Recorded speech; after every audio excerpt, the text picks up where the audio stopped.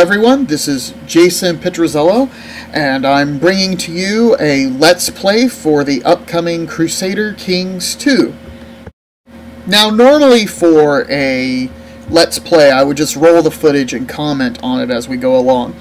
But for this particular Let's Play, I am going to show a specific game scenario at a specific start point with a specific ruler, and I'm going to show players a specific strategy to deal with a particular in-game problem.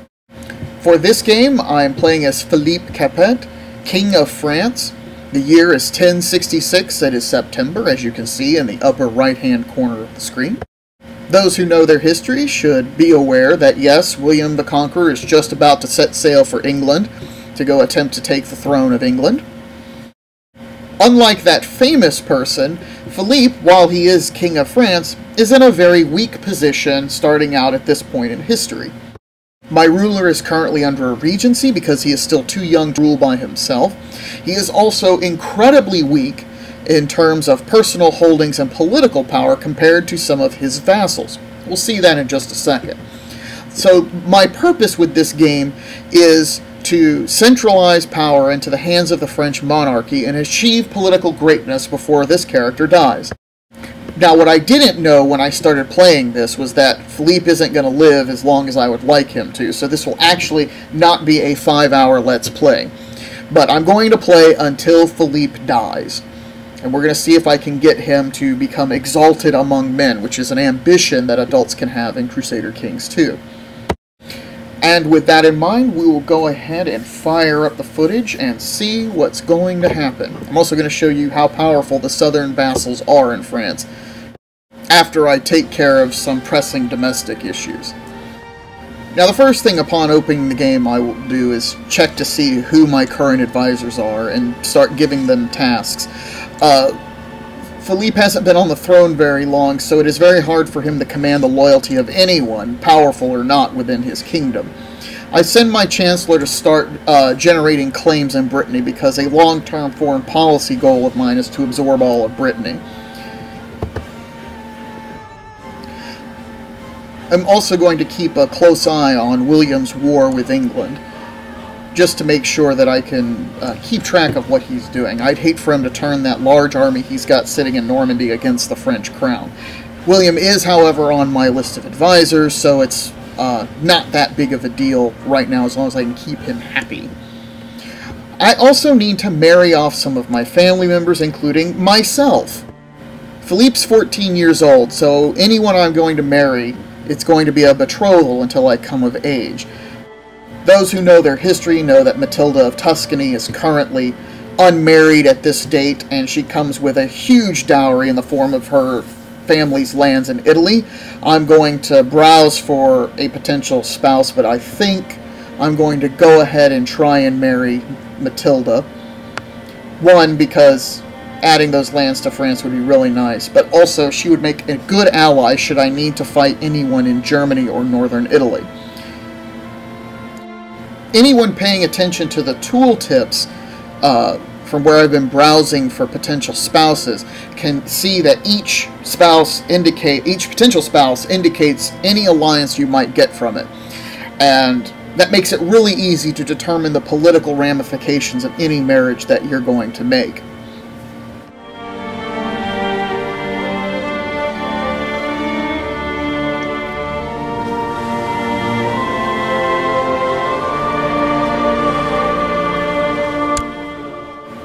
Now, since Matilda is a ruler in her own right, I have to send her a diplomatic request for her hand in marriage.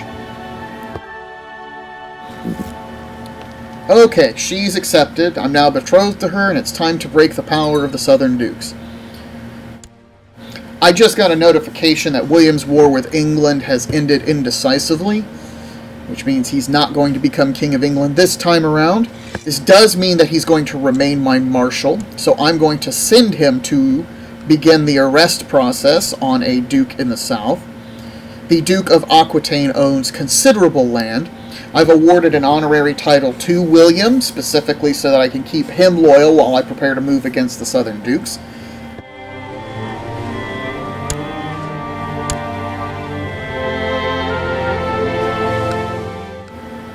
As you can see, the Duke of Aquitaine holds 3 duchies to himself.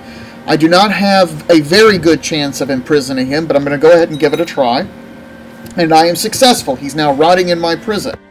This means that at least for the moment he's politically out of the way, but because I arrested him with no cause at all, I've generated a significant amount of tyranny. This is going to lower relations with all of my vassals. I'm going to have to be prepared for some of them to potentially come after me. I also need to mind my relations with the papacy, otherwise I will find myself excommunicated. That's bad.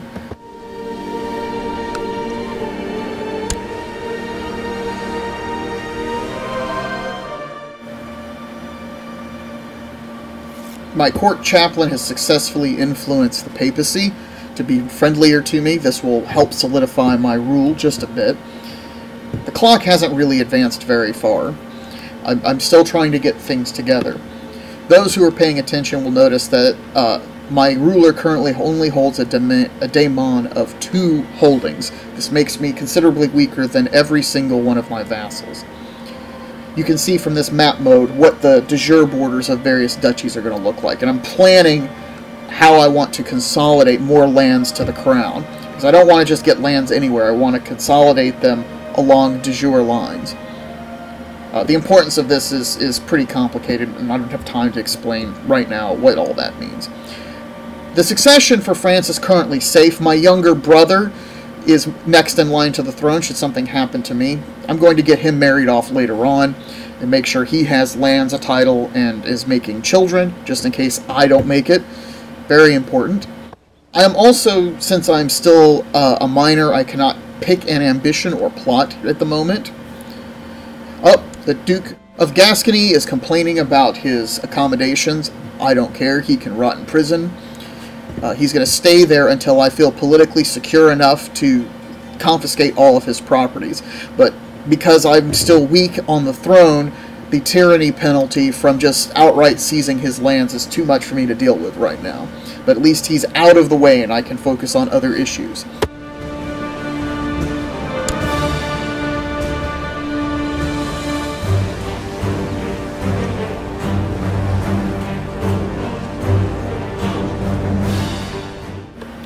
Okay, the Pope is about to ask me to switch to papal investiture, and while this isn't what I'd really like to do, I really need the Popes to back me right now, so I'm going to follow divine will after examining my options, and that will switch me from free investiture to papal investiture.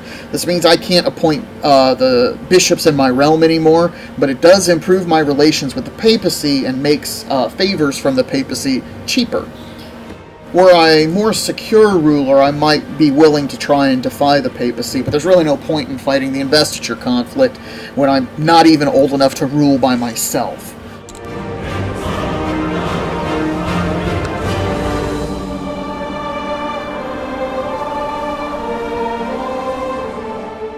If you notice I keep going to the intrigue screen even though there's nothing I want to do, it's because I'm monitoring the threats listing. I have vassals that are just looking for an excuse to go to war with me, and I'm trying to monitor them as I slowly secure my reign. And the plot thickens. It turns out that my ruler, Philippe, is a little gay. Actually, he's a lot gay. This has political and religious ramifications, not the least of which is a reduction in fertility. And there we go. The Duke of Champagne has declared war on me. This is not a direct result of my character's homosexuality, but the reduction in relations with my vassals that is a consequence of this has probably sent him over the edge. The bad news is, since most of my vassals don't like me very much, I can barely raise any troops. The good news is, since he's attacking me, his lawful liege, if I beat him, I can send him to prison with no tyranny penalty. That's exactly what I'm going to do. He also doesn't have a lot of other friends, so he's doing this by himself. Not exactly a smart move on his part, but it is going to tie me up militarily and politically for a little while. I'm also going to see if I can afford to hire some mercenaries. I'd rather save the cash, but I really need the troops to put down this uprising quickly.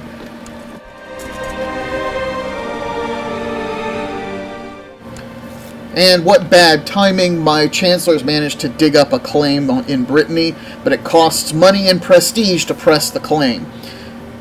This is going to tie up both my cash and my prestige. One good thing is that his lands are close to my lands, so I don't have to spend a lot of time rallying up my personal troops to come to the fight. We can start fighting practically right away, and I can begin generating some war score. But just because we're fighting a war doesn't mean I can't send my chancellor to go grab some more claims in Brittany. You're going to see a lot of battle reports for tiny little battles being fought, because I'm grabbing these tiny little levies from all over the kingdom and I'm trying to concentrate them in this one area. I wouldn't pay too much attention to those.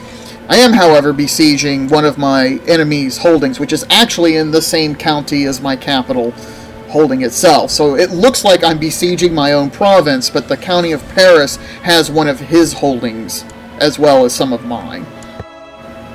You may have also noticed that it is possible now to assault holdings and castles and cities and bishoprics.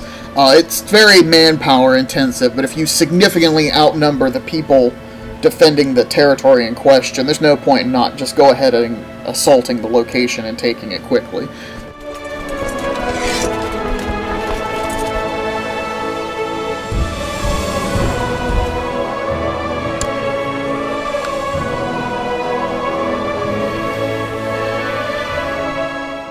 And yes, I'm finally not under a regency anymore.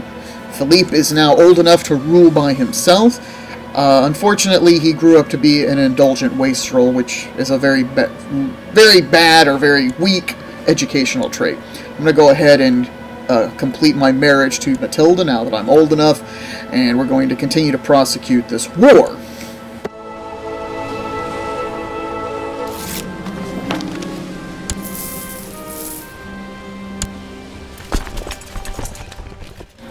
And while I'm trying to clean up the Duke of Champagne, it looks like the Duke of Normandy is seeking to institute elective monarchy in France. That's bad. He's my marshal. I can't afford to get rid of him right now. I can go ahead and marry this person off to Aragon, but I'm going to have to find a way to deal with William one way or the other. The good news here is that what William doesn't know is I was going to plan to take him out at some point anyway, because he's also too powerful. So what I'm going to do now is select an ambition. I'm going to select the Exalted Among Men ambition. That's the whole point of this exercise. I need to generate a certain amount of prestige in order to become Exalted Among Men. I'm analyzing the relations I have with important vassals to see how much tyranny I can absorb. It's time to let all of y'all in on a little secret. You'll notice that the title creation icon in the middle of the upper part of the screen has been floating there since I started the game. I haven't tried to create any titles yet. One of the reasons is because I haven't been able to afford it, but it's also because France has enough titles waiting to be created that if I could create them all quickly, I should be able to become Exalted Among Men due to the amount of prestige. But I need a pile of cash to do it. Where am I going to get it from? With any luck, I should be able to generate at least a little bit of cash from looting the Duke of Champagne's holdings, but because I'm also paying the wages of troops I've levied, that's going to kind of break even. If I can get this war resolved with my vassal, I can begin deciding whose lands I want to confiscate. Because if I can confiscate their lands, I can also confiscate their cash and use that to create new titles in order to generate prestige, in order to make me Exalted Among Men. And finally, the Duke of Champagne has had enough. I'm going to accept his offer. He is now imprisoned. He has lost a significant amount of prestige. He is no longer in revolt. That doesn't mean I get all his lands instantly, but it does mean I can demobilize the army. He's not going to be a problem for me right now, and I can decide whether I want to confiscate his stuff later. That's two of my important vassals are now in prison. And great, the Pope is still very happy with me. This should keep me from being excommunicated. Now, what am I going to do with Duke William the Bastard? What are we going to do with him? And I still have Gascony, the Duke of Gascony, sitting in my prison. Maybe now is the time to seize all of his titles. Maybe not. I'm going to have to browse around and see if any of the Duke's vassals might be more loyal to me, and if they are, then I can confiscate the Duke's titles, hand them off to his vassals, and create a couple of loyal vassals who will actually do what I want them to, instead of all this plotting and revolting I'm getting from everyone else.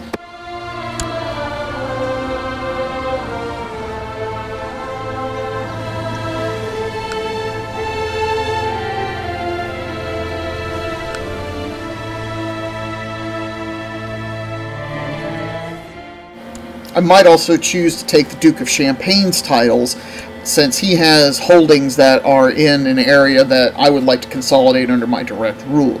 It's a tough choice. I can't just take everybody's titles. I can't absorb that much tyranny at one time. As much fun as it would be.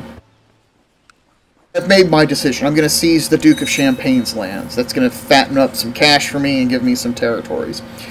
But I'm not just going to keep everything for an extended period of time. Right now I'm going to hold on to it, but I have some other things in mind for later on down the road. You'll notice this has gotten me much closer to the Daemon limit. This will make me personally much more powerful, since all of these lands are now directly controlled by me.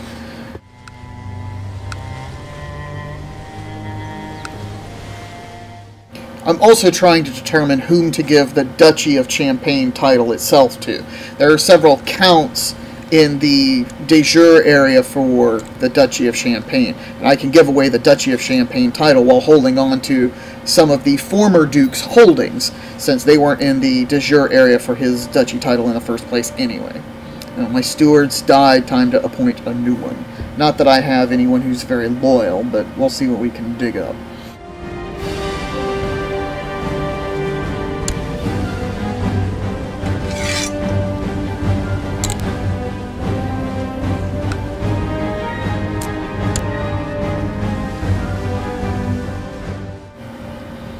I can't seem to catch a break. The Duke of Toulouse has declared war on me. As you can see, Toulouse, as owned by this particular Duke, is a rather large area of southern France. The bad news for him is that he waited too long. If he had done this earlier, I might not have been able to stop him, but now I've completed my marriage to Matilda, and I've consolidated some control of territory in northern France. He's also doing this by himself. This should make defeating him a little bit easier, but it's still going to be a long and involved effort. Oh, and this other stray count decided to go independent too. I'll deal with him as well, although he's rather unimportant in the big scheme of things.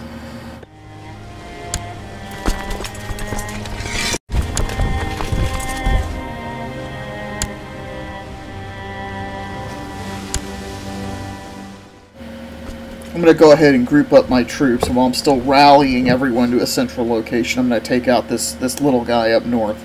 There's no point in trying to fight Toulouse until I've got all my armies in the same general area anyway, so I might as well take out the little guy while I'm getting everybody consolidated.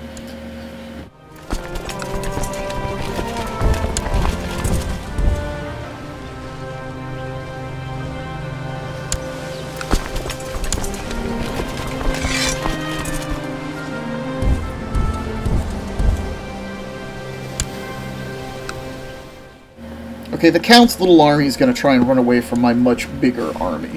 And he's going to be able to get away for a while. I'm going to have to chase him down.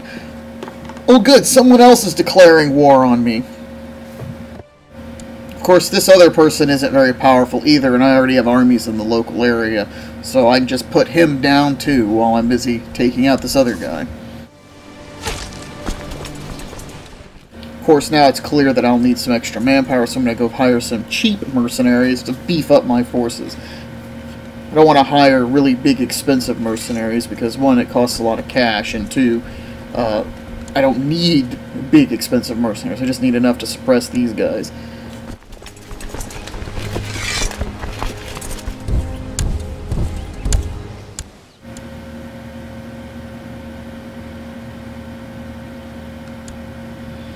My army is besieging this particular province. You'll notice the morale is kind of low. That's because mercenaries start out with 0 morale when you hire them to prevent certain kinds of abuse. So I'm going to send them to go do something more constructive until the morale gets up and I can either launch an assault or do something else.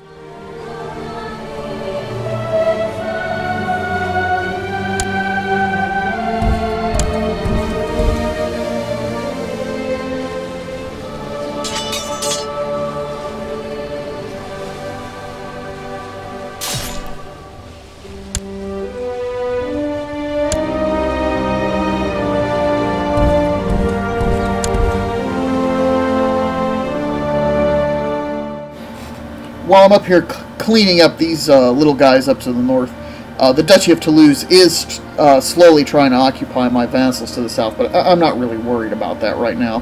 I have more important things to worry about, and I can take the time to wipe these guys out, let Toulouse besiege some of my castles, then I can move on and deal with him later.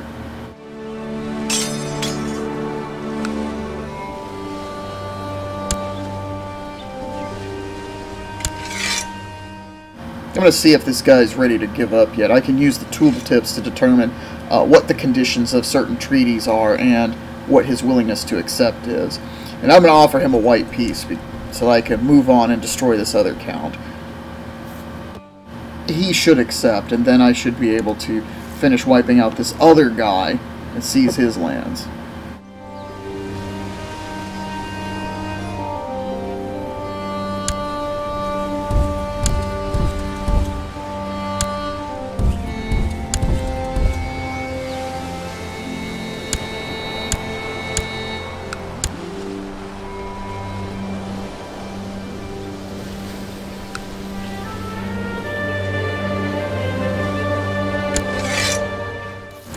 I suppose it's no surprise, really, that Duke William of Normandy, the bastard, is going to go ahead and blackmail me with his plot. And I'm going to have to deal with him as well. I hope people are beginning to understand that just because you're a king in Crusader Kings doesn't mean you actually wield significant political power. I've spent the entire game so far just dealing with vassals that don't want to behave. Things would be even worse if I had not been able to throw the Duke of Gascony, also Poitou and Aquitaine into prison at the very beginning. Imagine having to fight the entirety of southern France at one time in combination with these wars up north.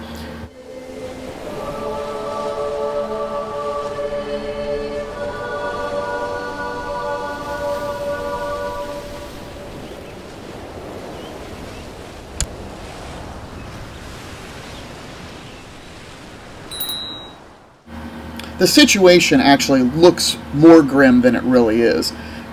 William of Normandy is a determined opponent. The Duchy of Toulouse in the south is very powerful. But the problem that my enemies are facing is that the longer a particular character is on the throne, the more secure they get in their rule. And so while Philippe started the game with a very low diplomacy relation to all of his vassals, that's getting better over time.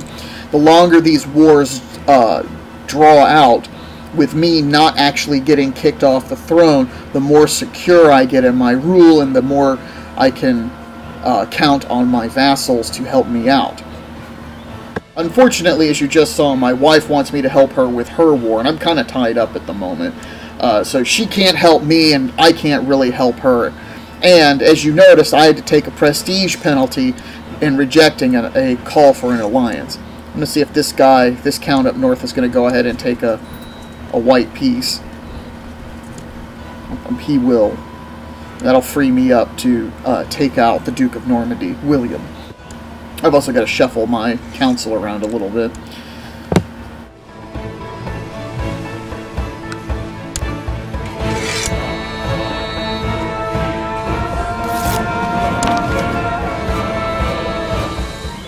Okay, he accepted the white peace, so you know, he's not in prison, but he's my vassal again, and at least he's not at war with me. Now I get to go deal with William.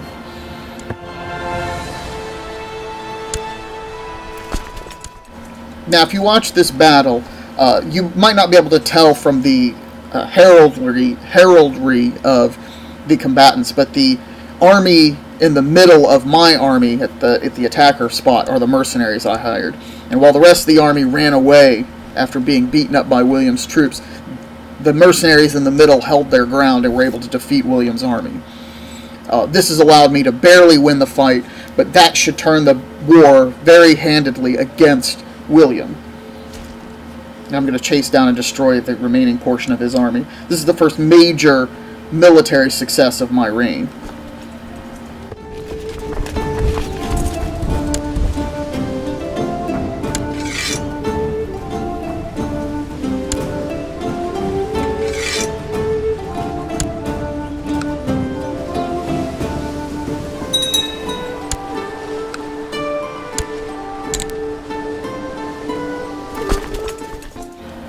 Now, William actually has died during my war with him, and I'm going to settle peace with his son, Robert.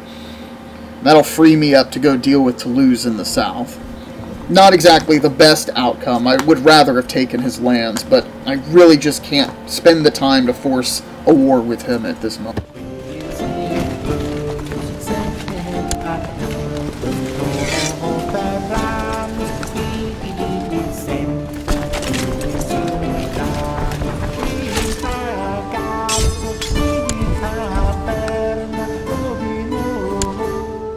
I've re-recruited and re-raised my levies, and I'm going to rally them down to the south where Toulouse's armies are operating.